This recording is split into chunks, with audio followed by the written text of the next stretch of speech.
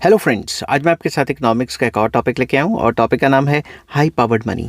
हम डिस्कस करेंगे high powered money क्या होता है और किस तरीके से इसको एक्सप्लेन कराएं। और इसमें मैं डिस्कस करूंगा कि फ़ीचर्स क्या हैं इसकी हाई पावर्ड मनी की। फिर मैं आपको बताऊंगा डिटर्मिनेंट्स क्या हैं हाई पावर्ड मनी के, कौन कौन सी चीज़ें हाई पावर्ड मनी को असर डालती हैं, और फिर इंपॉर्टेंस एंड सर्टेनली लिमिटेशंस, और फिर इस टॉपिक को कंक्लूड करेंगे कि ये क्या होता है। ठीक है, जिस हिसाब से पेपर में लिखना है मैंने उसी हिसाब से अटैम्प्ट किया हुआ है। तो चलिए शुरू करते हैं। High powered money.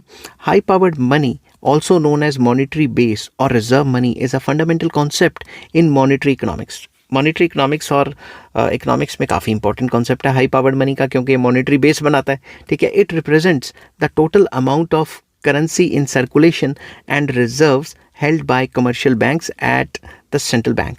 तो बेसिकली हाई पावर्ड मनी हमें बताता है टोटल करेंसी इकोनॉमी में कितनी सर्कुलेट हो रही है और कितना पैसा जो कमर्शियल बैंक्स हैं उनका सेंट्रल बैंक के पास पड़ा हुआ है। High powered money serves as a foundation for the money supply in an economy and plays a crucial role in the implementation of monetary policy। तो हाई पावर्ड मनी ही एक जो है मनी का base बनाता है, फाउंडेशन बनाता है। किसी भी इकोनॉमी में मनी सप्लाई कितनी चल रही है वो हाई पावर्ड मनी के ऊपर, या एच मनी, जिसको एच मनी भी कहा जाता है, उसके ऊपर जो है डिटरमिन करती है। और किस तरीके से मॉनेटरी पॉलिसी को लागू किया जाएगा, एक्सपेंशनरी मॉनेटरी पॉलिसी होगी या कॉन्ट्रैक्शनरी मॉनेटरी पॉलिसी होगी, वो सब डिपेंड करता है इसके ऊपर, हाई पावर्ड मनी के ऊपर। ठीक है, तो what is high powered money? Actual में हाई पावर्ड मनी क्या है? High powered money refers to the monetary base of the economy. ये मॉनेटरी बेस है इकोनॉमी का। इसमें क्या क्या आ जाता है? करेंसी इन सर्कुलेशन, मतलब फिजिकल मनी जिसमें नोट और सिक्के आ जाते हैं जो पब्लिक के पास पड़े हैं। Next, bank reserves, that is deposits held by commercial banks at the central bank. Central bank के पास जो है कमर्शियल बैंक्स का कितना पैसा पड़ा है, including reserve ratio, required reserves and excess reserves, मतलब जितना भी पैसा जो कमर्शियल बैंक्स है उसका सेंट्रल बैंक के पास पड़ा है वो भी हाई पावर्ड मनी में ही आ जाता है। तो high powered money is called high powered because it has a multiplier effect on the money supply. इसको हाई पावर्ड इसलिए कहा जाता है क्योंकि इसका जो मल्टीप्लायर इफेक्ट है वो बहुत ज़्यादा है मनी सप्लाई के ऊपर। ठीक है, वो लोन्स दे के कैसे मनी मल्टीप्लायर के थ्रू जो है मनी सप्लाई बढ़ती है, वो मैं अलग से टॉपिक समझाऊंगा, वो मनी मल्टीप्लायर का टॉपिक है। Through the process of credit creation, commercial banks can create additional money based on the reserves they hold। तो जो भी कमर्शियल बैंक्स के पास पैसा पड़ा है उसको बेस बना के वो और ज़्यादा मनी सप्लाई बढ़ा सकते हैं लोन्स दे के। तो हाई पावर्ड मनी सबसे इंपॉर्टेंट कंपोनेंट है। हाई पावर्ड मनी ही डिटरमिन करता है कि इकोनॉमी में मनी सप्लाई कितनी होगी। नेक्स्ट आ जाता है फीचर्स और characteristics of high powered money. सबसे पहला, foundation of money supply, very important. High powered money forms the base for the expansion of money supply in an economy. कि एक इकोनॉमी में मनी सप्लाई एक्सपैंड होगी, कम होगी, contract होगी, कैसे होगी, जो भी होगी, वो हाई पावर्ड मनी के ऊपर बहुत ज़्यादा डिपेंड करते हैं। Controlled by central bank, very important. The central bank has direct control over the high powered money through monetary policy tools। तो monetary policy को इस्तेमाल करके, quantitative and qualitative instruments को इस्तेमाल करके हाई पावर्ड मनी को कंट्रोल करने की कोशिश करती है ताकि इकोनॉमी में जो मनी सप्लाई है वो कंट्रोल रहे और ज़्यादा इन्फ्लेशन या डिफ्लेशन ना हो, एक नॉर्मल सा सिनेरियो है वो स्टेबिलिटी वाला वो बना रहे। थर्ड पॉइंट आ जाता है, it includes currency and reserves, very important। It comprises both currency in circulation and reserves held by commercial banks। तो commercial banks के पास जितने भी reserves हैं वो भी इसमें आ जाते हैं हाई पावर्ड मनी में, और जो लोगों के पास currency in circulation, पब्लिक के पास जो currency सर्कुलेट कर रही है वो भी इसमें आ जाती है। Next, multiplier effect। High powered money has a multiplier effect enabling commercial banks to create additional money through lending। जो हाई पावर्ड मनी होता है उसका मल्टीप्लायर इफेक्ट होता है, जो मनी मल्टीप्लायर के टॉपिक पे मैं डिस्कस करके आपको बताऊंगा। इसमें क्या है, कमर्शियल बैंक्स के पास जो भी थोड़ा बहुत हाई पावर्ड मनी होता है उस पैसे को बेस बना के कमर्शियल बैंक्स कई गुना लोन्स दे देते हैं, और जितने गुना लोन्स दे देते हैं उसे मल्टीप्लायर कहा जाता है। ठीक है, मनी मल्टीप्लायर कहा जाता है। Next, liquidity. It is the most liquid form of money as it includes cash and reserves that can be readily used for transactions। ये जो हाई पावर्ड मनी है सबसे ज़्यादा लिक्विड माना जाता है क्योंकि इसको आप डायरेक्टली नोट और सिक्के हैं डायरेक्टली खर्च कर सकते हो, समझ की बात, और जितने भी रिजर्व्स हैं आपके बैंक्स में वो निकलवाओगे तो भी खर्च हो जाएंगे, समझ की बात। तो ओवरऑल ये सबसे ज़्यादा लिक्विड माना जाता है। नेक्स्ट आ जाता है monetary policy tools. Central banks use high powered money to influence the interest rates, inflation and economic growth. ये जो सेंट्रल बैंक है कंट्री का, जो हमारे कंट्री में आरबीआई है, ये हाई पावर्ड मनी को काफ़ी ज़्यादा इन्फ्लुएंस करता है, काफ़ी ज़्यादा यूज़ करता है। किसको इन्फ्लुएंस करने के लिए? रेट ऑफ इंटरेस्ट को इन्फ्लुएंस करने के लिए, इन्फ्लेशन रेट को कंट्रोल करने के लिए, और कंट्री की इकोनॉमिक ग्रोथ को जो है और ज़्यादा बढ़ाने के लिए ये जो हाई पावर्ड मनी है उसका इस्तेमाल किया जाता है, ठीक है। अब ऑब्वियसली अगर आप मनी सप्लाई को बढ़ाओगे तो रेट ऑफ इंटरेस्ट कम हो जाएगा, इन्फ्लेशन बढ़ जाएगी, ठीक है, और इकोनॉमिक ग्रोथ में भी जो है सिनेरियो में चेंजेस आ जाएंगे। तो इस हिसाब से मॉनेटरी पॉलिसी के लिए भी हाई पावर्ड मनी जो है काफ़ी इंपॉर्टेंट है। मॉनेटरी पॉलिसी भी हाई पावर्ड मनी को देख के ही अपने पॉलिसी चेंजेस करती है। नेक्स्ट आ जाता है stability. High powered money is relatively stable compare to broader measure of money supply. तो जो broader measure of money supply है, जिसमें नियर मनी भी आ जाता है और नए नए जो फाइनेंशियल इन्वेंशंस या इनोवेशंस हो रहे हैं उसमें और कंपोनेंट भी ऐड हो रहे हैं, उसके कंपैरिजन में देखा जाए तो हाई पावर्ड मनी ज़्यादा स्टेबल है और मनी को अच्छे से मेजर करता है। Next, direct impact on inflation. Changes in high powered money can directly affect the inflation and purchasing power. अगर डायरेक्टली हाई पावर्ड मनी ज़्यादा छाप दिया, ज़्यादा नोट और सिक्के ले आए इकोनॉमी में, तो मनी सप्लाई बढ़ जाएगी और इन्फ्लेशन हो जाएगी और परचेजिंग पावर कम हो जाएगी, एंड वाइस वर्सा, ठीक है।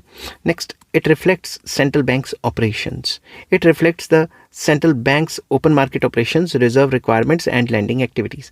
तो हाई पावर्ड मनी कितना इकोनॉमी में चल रहा है, ये डायरेक्टली हमें ये बताता है कि जो सेंट्रल बैंक है उसके क्या ऑपरेशंस चल रहे हैं। अगर मार्केट में मनी सप्लाई कम हो गई है या फिर हाई पावर्ड मनी एग्जांपल के तौर पे कम हो गई है, तो ये हमें बताता है कि सेंट्रल बैंक के जो ओपन मार्केट ऑपरेशंस है उनके अंडर जो सेंट्रल बैंक है वो मार्केट में अपने जो गवर्नमेंट सिक्योरिटीज़ हैं उनको बेच रही है ताकि लिक्विडिटी कम हो जाए, या फिर जो रिक्वायर्ड रिजर्व्स के हैं जो CRR वगैरह हैं वो उनको बढ़ाया गया है ताकि इकॉनमी में जो लिक्विडिटी है वो कम हो जाए। सिंपल वर्ड्स में जो सेंट्रल बैंक के ऑपरेशंस हैं उसके हिसाब से जो रहती है मार्केट में जो लिक्विडिटी रहती है उसको देख के हम पता लगा सकते हैं कि किस हिसाब से सेंट्रल बैंक ने ऑपरेशन किए या किस हिसाब से सेंट्रल बैंक ने काम किया कि जो मनी की जो लिक्विडिटी है इकॉनमी में ज़्यादा है या कम है। Use for settling inter banking transactions. जो भी इंटर बैंकिंग ट्रांजेक्शंस है, एक बैंक ने दूसरे बैंक का जो पैसा लेना है देना है उसकी सेटलमेंट में भी ये काफ़ी इंपॉर्टेंट रोल प्ले करता है high powered money. Reserves held by commercial banks are used to settle transactions between जो बैंक्स, जो दो बैंक्स हैं इनका पैसा जो है CRR के अंडर पड़ा हुआ है सेंट्रल बैंक के पास, ठीक है। मैं आपको एग्जांपल देता हूँ, बैंक A बैंक B, तो ये सेंट्रल बैंक के पास इन दोनों के कुछ परसेंटेज जो भी उसने फिक्स किया उसका पैसा पड़ा है। अब जो भी आप मुझे पैसे दे रहे हैं या मैं आपको दे रहा हूँ, आपस में बैंकों का लेन देन चल रहा है, वो सारा का सारा जो सेंट्रल बैंक यहाँ पे सेटल कर देता है, ठीक है। इसको मैंने फंक्शंस ऑफ सेंट्रल बैंक के अंदर अच्छे से समझाया हुआ है। अगर आपको सेंट्रल बैंक के फंक्शंस की वीडियो चाहिए तो आप नीचे कमेंट कर देना, ठीक है। नेक्स्ट आ जाता है determinants of high powered money. ऐसी कौन कौन सी चीज़ें जो हाई पावर्ड मनी को डिटर्मिन करती हैं। The level of high powered money in an economy is influenced by various factors. Some of these factors are, number 1, central bank policies, very important. The central banks decision on interest rates, reserve requirements and open market operations directly effect the high powered money. High powered money को directly असर करती हैं central bank की policies, monetary policies. अगर central bank ने decision ले लिया कि रेट ऑफ इंटरेस्ट बढ़ाएंगे, तो रेट ऑफ इंटरेस्ट बढ़ाएंगे तो क्या होगा, लोग लोन्स ही नहीं लेंगे, तो इकॉनमी में मनी सप्लाई कम हो जाएगी। समझ गई बात। दूसरी तरफ क्योंकि सारा पैसा बैंक में रखेंगे क्योंकि वहाँ रेट ऑफ इंटरेस्ट बढ़ रहा है। दूसरी बात, रिजर्व रिक्वायरमेंट्स क्या है, पैसा RBI के पास कितना पड़ा है बैंकों का, और ओपन मार्केट ऑपरेशंस में कितनी सिक्योरिटीज़, गवर्नमेंट सिक्योरिटीज़ को वो बेचेगा या खरीदेगा, ये सारी चीज़ें डायरेक्टली अफेक्ट करती हैं, असर डालती हैं हाई पावर्ड मनी पे। नेक्स्ट आ जाता है ओपन मार्केट ऑपरेशंस। इसमें ज़्यादा डिटेल में मैं डिस्कस करता हूँ। When central bank buys and sells government securities, it injects और withdraws high powered money from the economy. मान लो इकॉनमी में एग्जाम्पल के तौर पे गवर्नमेंट, ये जो सेंट्रल बैंक है, सेंट्रल बैंक ये मार्केट में जाके सेल करता है सिक्योरिटीज़ को। किसको? गवर्नमेंट सिक्योरिटीज़ को सेल करता है, तो लोग खरीदेंगे, तो जो भी खरीदेगा उसका जो कैश का पैसा है वो तो सेंट्रल बैंक के पास चला गया। तो सरकार ने इंजेक्ट की जगह विड्रॉ कर लिया, इकॉनमी से पैसा निकल गया। और अगर इकॉनमी में पैसा डालना है तो यहाँ सेल की जगह फिर ये जो सेंट्रल बैंक है वो क्या कर देगी, बाय कर लेगी गवर्नमेंट सिक्योरिटीज़ को। और जैसे ही गवर्नमेंट सिक्योरिटीज़ को बाय करेगी वैसे ही क्या होगा, वैसे ही इकॉनमी में पैसा इंजेक्ट हो जाएगा और हाई पावर्ड मनी जो है वो ज़्यादा हो जाएगा, पैसा बढ़ जाएगा इकॉनमी में। नेक्स्ट आ जाता है reserve requirements. Changes in reserve ratio. Reserve ratio क्या होती है? Percentage of deposits banks must hold as reserves impact the level of high powered money. अगर रिजर्व रेशो बढ़ा दी कि बैंकों ने जितना भी पैसा अपने पास रखना है प्लस जो आरबीआई के पास रखना है वो उसकी परसेंटेज बढ़ा दी, तो उनको ज़्यादा पैसा रखना पड़ेगा, तो मार्केट में जो हाई पावर्ड मनी है या जो लिक्विडिटी है वो कम हो जाएगी। और अगर इससे उल्टा हो गया कि ये जो रिजर्व रेशो की परसेंटेज है, रिजर्व रिक्वायरमेंट्स है, ये कम कर दी, तो मार्केट में पैसा ज़्यादा आ जाएगा क्योंकि बैंक्स जो बाकी पैसा है वो लोन में देना शुरू कर देंगे। नेक्स्ट आ जाता है discount rate, very important. The interest rate at which commercial banks borrow from the central bank influences the reserve holdings. Simple words में वो पैसा, वो इंटरेस्ट रेट जिस पे कमर्शियल बैंक्स बोरो करता है पैसे सेंट्रल बैंक से, वो भी काफ़ी इंपॉर्टेंट रोल प्ले करता है हाई पावर्ड मनी के लिए कि इकॉनमी में कितना पैसा रहेगा। अगर ये रेट काफ़ी ज़्यादा है तो वो एग्जाम्पल के तौर पे अगर सेंट्रल बैंक से, एग्जाम्पल दे रहा हूँ, ठीक है, एग्जैक्ट जो है वो आप नेट पे चेक कर लेना, मान लो 5% पे कर्जा ले रहा है, ठीक है, कोई भी जो छोटा बैंक है वो 5% पे आरबीआई से, मैं यहाँ आरबीआई लिख देता हूँ, आरबीआई से 5% पे कर्जा ले रहा है, तो आगे ये जो कमर्शियल बैंक होगा वो 7 to 8% पे तो मिनिमम देगा ना, मिनिमम बता रहा हूँ, 11-12% पे भी दे सकता है। तो कहने की बात ये है कि अगर इकॉनमी में अगर ये जो परसेंटेज है, ये जो डिस्काउंट रेट है, ये बढ़ाया गया, अगर छोटे बैंकों को ही महंगा लोन मिला तो वो और ज़्यादा महंगा लोन आके देंगे, इस वजह से इकॉनमी में मनी सप्लाई कम हो जाएगी, लोन की डिमांड कम हो जाएगी और हाई पावर्ड मनी कहीं ना कहीं जो है इन्फ्लुएंस होगा इससे। Next, currency demand, very important. Public demand for physical currency affects the amount of high powered money in the economy. अगर करेंसी की डिमांड बहुत हाई है तो लोग अपने पास कैश ही रखना चाहते हैं, तो करेंसी की डिमांड हाई है तो क्या ही कर सकते हैं, मनी की डिमांड बढ़ जाएगी, हाई पावर्ड मनी ज़्यादा चाहिए होगा। अगर करेंसी की डिमांड कम है तो हाई पावर्ड मनी कम होगा, समझ की बात। नेक्स्ट आ जाता है government borrowings. Government borrowings from the central bank increases the high powered money. जब भी गवर्नमेंट आरबीआई से या सेंट्रल बैंक से बोरो करती है तो वो क्या करती है, बेसिकली उससे बोरो कर रही है और फ्रेश मनी इन्फ्यूज़ कर रही है, नोट और सिक्के इन्फ्यूज़ कर रही है इकॉनमी के अंदर थ्रू डेवलपमेंटल एक्टिविटीज़। तो सरकार ने डेवलपमेंट करनी है, उसके लिए पैसा चाहिए, और अगर आरबीआई से लोन लेती है तो आरबीआई के थ्रू वो फ्रेश मनी, नए नोट, नई करेंसी जो है इकॉनमी में इन्फ्यूज़ करेगी, जिससे हाई पावर्ड मनी ज़्यादा हो जाएगा इकॉनमी में। नेक्स्ट आ जाता है फॉरेन एक्सचेंज रिजर्व्स। परचेजेज और sales of foreign currency by the central bank impacts high powered money. तो जब भी जो आरबीआई है या सेंट्रल बैंक है वो मार्केट से करेंसी को ख़रीदती है या बेचती है, उससे भी हाई पावर्ड मनी ज़्यादा या कम हो जाता है, क्योंकि जब फॉरेन करेंसी खरीदेगी, डॉलर खरीदेगी, तो अपना पैसा तो देगी ना कभी, या बेचेगी तो अपना पैसा लेगी और वो बेच देगी डॉलर्स को। तो सिंपल वर्ड्स में उससे भी हाई पावर्ड मनी जो है उस पर असर पड़ता है। नेक्स्ट आ जाता है bank lending. The level of lending by commercial banks affects their reserves holdings and consequently high powered money। Simple words में अगर बैंक्स ज़्यादा लोन्स दे रहे हैं तो मार्केट में हाई पावर्ड मनी ज़्यादा आ रहा है, और हाई पावर्ड मनी ज़्यादा आएगा तो डिमांड बढ़ेगी, इन्फ्लेशन बढ़ेगी, इन्वेस्टमेंट्स बढ़ेंगी, ये सब चीज़ें होंगी, ठीक है। नेक्स्ट आ जाता है economic growth. During periods of economic expansion demand for currency and credit increases influencing high powered money. तो अगर इकॉनमी में एक्सपेंशन चल रही है, बूम पीरियड चल रहा है, या फिर डिप्रेशन से अभी नई निकली है, ठीक है, तो इकॉनमी में ग्रोथ काफ़ी तेज़ी से हो रही है, तो करेंसी की डिमांड काफ़ी ज़्यादा होगी, हाई पावर्ड मनी की डिमांड भी ज़्यादा ही होगी। नेक्स्ट आ जाता है इन्फ्लेशन। हाई इन्फ्लेशन में lead to increased demand for currency affecting the high powered money. तो सिंपल वर्ड्स में अगर इन्फ्लेशन रेट काफ़ी ज़्यादा है तो पैसा हर जगह पैसा ही इकॉनमी में फैला हुआ है, तो पैसे की डिमांड काफ़ी ज़्यादा है, इसकी वजह से जो हाई पावर्ड मनी है उस पर नेगेटिव असर होगा, क्योंकि जितना ज़्यादा पैसा फैल जाएगा उतना वैल्यू ऑफ करेंसी गिरती है, ये बात याद रखना, ठीक है। नेक्स्ट आ जाता है public confidence. Public confidence in the banking system influences the demand for currency versus bank deposits. अगर लोगों का, यहाँ ध्यान से समझना, लोगों का कॉन्फिडेंस है अगर करेंसी के ऊपर, तो लोग उस करेंसी की डिमांड बढ़ाएंगे, हाई पावर्ड मनी अच्छा खासा होगा, ठीक है, लोगों के पास। अगर लोग बैंक डिपॉजिट्स में पैसा रखना चाहते हैं तो सिंपल वर्ड्स में आप अपना पैसा बैंक में क्यों रखना चाहते हैं? आप अपना पैसा बैंक में इसलिए रखना चाहते हैं कि कल को अगर आपकी कोई भी प्रॉब्लम हुई तो आप बैंक से कभी भी निकलवा के उसे इस्तेमाल कर सकें, ठीक है। अगर लोगों का करेंसी में कॉन्फिडेंस है तो वो अपने पास भी पैसा रखेंगे और बैंकों में भी पैसा रखेंगे, तो कोई दिक्कत नहीं होगी, ठीक है। इससे भी हाई पावर्ड मनी जो है उस पर असर पड़ता है। और अगर लोगों का कॉन्फिडेंस ही नहीं है तो जितनी मर्जी करेंसी इकॉनमी में छोड़ दो, उनका तो कोई फ़र्क ही नहीं पड़ना, क्योंकि लोगों का कॉन्फिडेंस नहीं है। अब फॉर एग्जांपल अगर आप अफ़गानिस्तान वगैरह साइड जाएं तो वहाँ पे उनकी जो लोकल करेंसी अफ़गानी वो इतनी ज़्यादा नहीं चलती जितनी डॉलर या फिर यूरो या फिर जो पाउंड वगैरह वहाँ चलते हैं। लोगों का कॉन्फिडेंस नहीं है। नेक्स्ट आ जाता है financial crisis, very important. During financial crisis banks में hold excess reserves increasing high powered money. तो सिंपल वर्ड्स में फाइनेंशियल क्राइसिस के टाइम पे बैंक्स एक्सेस रिजर्व्स को होल्ड कर सकते हैं, जिसकी वजह से जो हाई पावर्ड मनी है वो बढ़ता है। तो क्राइसिस के टाइम पे और ज़्यादा पैसा इन्फ्यूज़ करने के लिए सेंट्रल बैंक और गवर्नमेंट भी इंपॉर्टेंट रोल प्ले करते हैं, ठीक है। नेक्स्ट आ जाता है सेंट्रल बैंक लैंडिंग।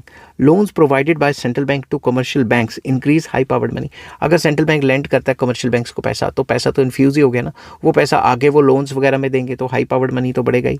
नेक्स्ट आ जाता है फिस्कल पॉलिसी।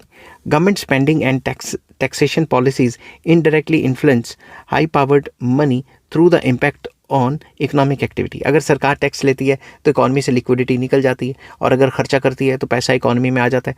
तो ये जो सरकार का टैक्स लगाना और खर्चा करना है, ये भी जो है एक टाइप का जो हाई पावर्ड मनी है उसको असर डालता है। नेक्स्ट पॉइंट आ जाता है global economic conditions. Global economic trends such as changes in trade और capital flows can affect the high powered money. अब इकॉनमी में आ रहे हैं, पैसा आ रहा है या जा रहा है, इन्वेस्टमेंट्स आ रही हैं, फॉरेन डायरेक्ट इन्वेस्टमेंट्स या पोर्टफोलियो इन्वेस्टमेंट्स आ रही हैं, तो उससे भी जो हाई पावर्ड मनी है वो ज़्यादा होता है। सिंपल वर्ड्स में कि जितनी भी ग्लोबलाइजेशन की एक्टिविटीज़ हैं वो भी कहीं ना कहीं हाई पावर्ड मनी को असर डालती हैं। अब आ जाता है importance of high powered money. हमारे लिए हाई पावर्ड मनी इतना ज़्यादा इंपॉर्टेंट क्यों है? तो इसमें फर्स्ट पॉइंट आ जाता है monetary policy implementation. High powered money is a key tool for central banks to implement the monetary policy and control inflation. भाई हाई पावर्ड मनी नहीं होएगा तो मनी सप्लाई को कंट्रोल कैसे करेंगे? हाई पावर्ड मनी ही तो मेन कंपोनेंट है money supply का।